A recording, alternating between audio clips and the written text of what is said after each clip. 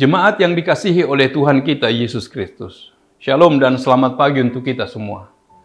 Firman kehidupan di pagi hari ini tertulis dalam kitab Imamat pasal 19 ayat 18. Janganlah engkau menuntut balas dan janganlah menaruh dendam terhadap orang-orang sebangsamu, melainkan kasihilah sesamamu manusia seperti dirimu sendiri.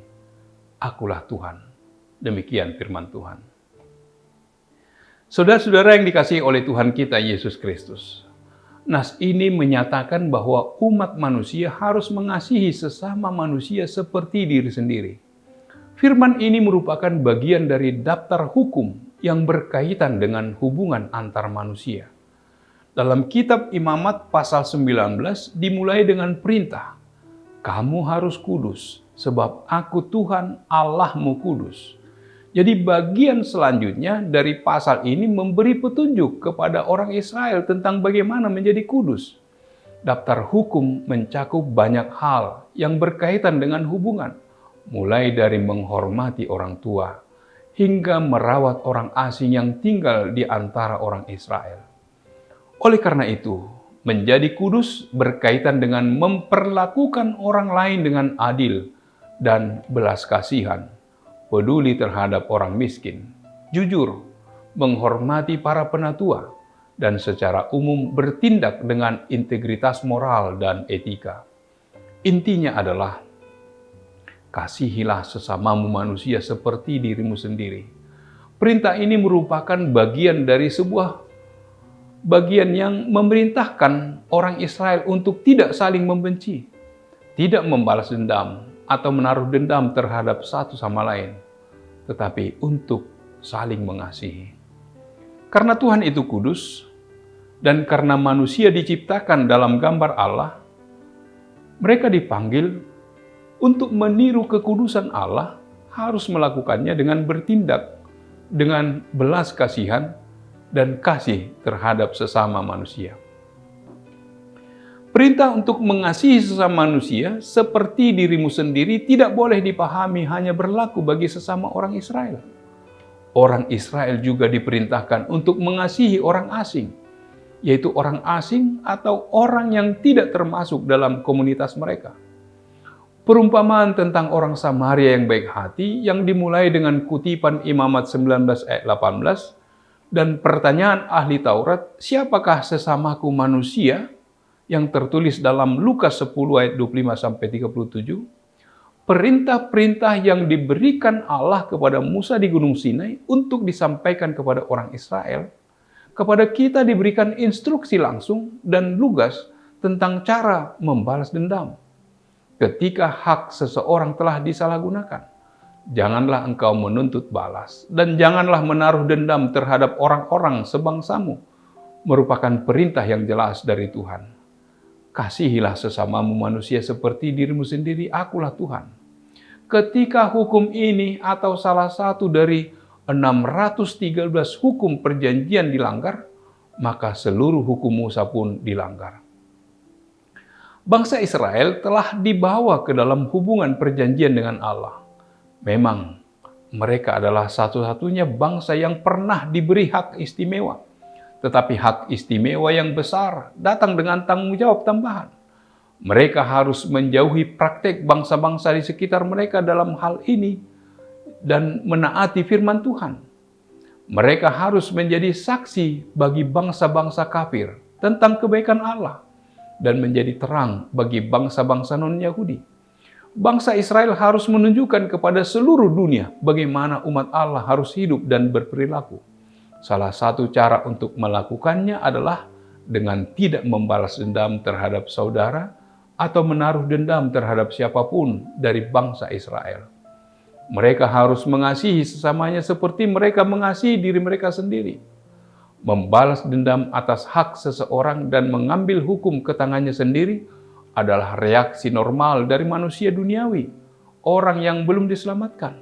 Namun Allah menjelaskan bahwa pembalasan dendam adalah haknya.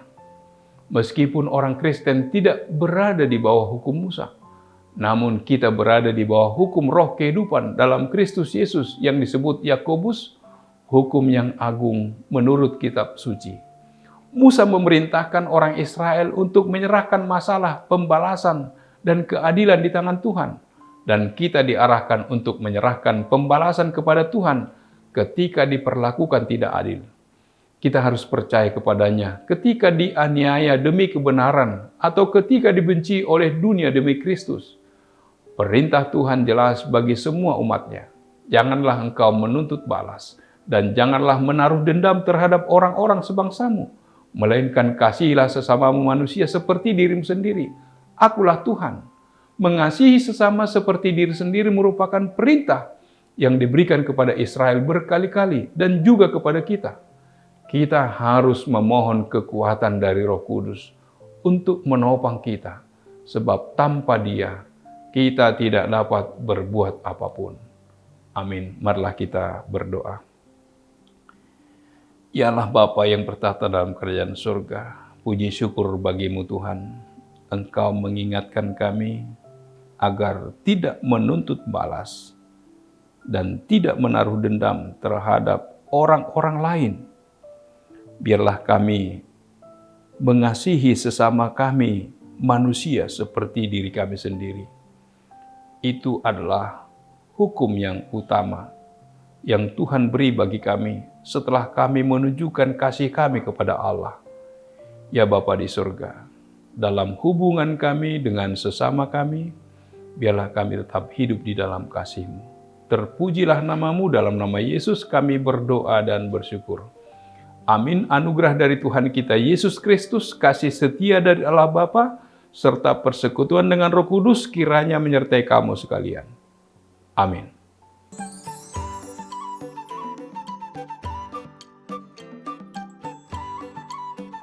Hari ulang tahun ke-69 dan Pesta Gotilor sudah di depan mata ini, Nang. Bagaimana ya kita sebagai parhalado dan jemaat mensyukuri karunia itu? Ya, kita harus bersyukur ya atas semua yang Tuhan berikan kepada kita. Banyak sekali berkat yang bisa kita terima, kita alami, kita rasakan dalam gereja ini. Jemaat semakin bertumbuh dan juga semakin banyak ya. Dan seiring dengan berkat yang kita terima, ada juga tantangan dan pergumulan. Tapi walaupun ada pergumulan dan tantangan, kita meyakini Tuhan kita Yesus Kristus menjaga, melindungi, memelihara, dan menyelamatkan kita dari semua tantangan dan pergumulan itu.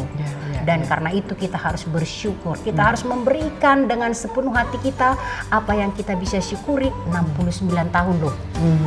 Dan kita juga akan bersyukur dengan pemeliharaan Tuhan bagi kita melalui Pesta Gotilor. Harus kita lakukan. Siap.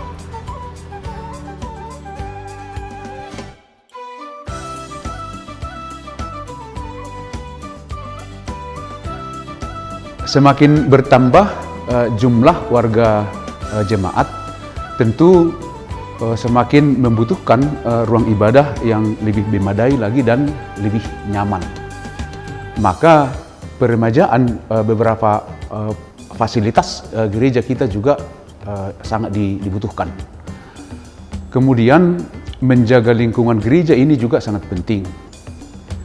Dan juga menjaga hubungan yang baik dengan warga di sekitar gereja ini, saya pikir juga harus terus kita bangun dengan baik, sehingga persaudaraan kita juga dengan warga sekitar itu terus terjalin dengan baik. Pelayanan di gereja kita ini sudah semakin bertumbuh dan berkembang, baik seksi lansia, AMA, paropuan, dan seksi lainnya. Ya, itu membutuhkan suatu energi yang cukup bagi pelayanan di tengah-tengah gereja. Dan kita tidak boleh melupakan jati diri kita sebagai gereja HKBP Menteng yang disebut sebagai gereja bernyanyi, singing church. Sekolah minggu, remaja, dan pemuda adalah generasi penerus gereja. Maka penatua, pendeta, amang dan inang, seluruh jemaat berpartisipasi menopang generasi penerus agar bertumbuh, bertanggung jawab dan kritis di dalam pelayanan dan juga di dalam ajaran Kristen, di ajaran gereja HKBP. Memang masih banyak yang perlu kita benahi di gereja tercinta kita ini. segala sesuatu seperti berkurangnya jemaat perlu kita tanggapi dengan memberikan pelayanan yang lebih baik agar jemaat dapat terus berasa bertumbuh imannya di gereja yang kita cintai ini. Ya, itu betul sekali.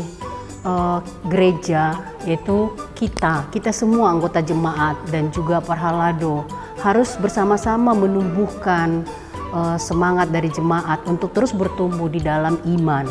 Dan tentu sekali bagaimana kita gereja dengan seluruh pelayanan yang ada mengingatkan jemaat adanya kerinduan untuk bertumbuh itu harus disertai dengan semangat yang mau bersyukur, mempersembahkan apa yang kita punya kepada Tuhan. Karena Tuhan sudah menyertai kita, melindungi kita, memelihara hidup kita. Semua kebutuhan kita diberikan Tuhan melalui pekerjaan kita dimanapun kita bekerja. Jadi bagaimana kita bersama-sama hari ini ya dengan hari ulang tahun gereja kita, Pesta Gotilon, kita semua bersatu hati, bergandeng tangan untuk menumbuhkan iman jemaat dan keinginannya yang rindu untuk bertumbuh di sini. Biarlah kita semuanya memberikan persembahan yang paling baik untuk pelayanan di rumah Tuhan. Mari kita bersama-sama mengucap syukur dan hadir merayakan pesta ulang tahun HKBP Menteng ke-69 pada hari Rabu 25 September 2024 dan Pesta Gotilon pada hari Minggu 29 September 2024. Mari persembahkan persembahan terbaikmu kepada Tuhan. Berilah dari yang Tuhan berikan kepada Tuhan sebagai pujian dan syukur kepada Tuhan. Selamat Hari Ulang Tahun ke-69 HKBP Menteng dan selamat merayakan Pesta Gotilon.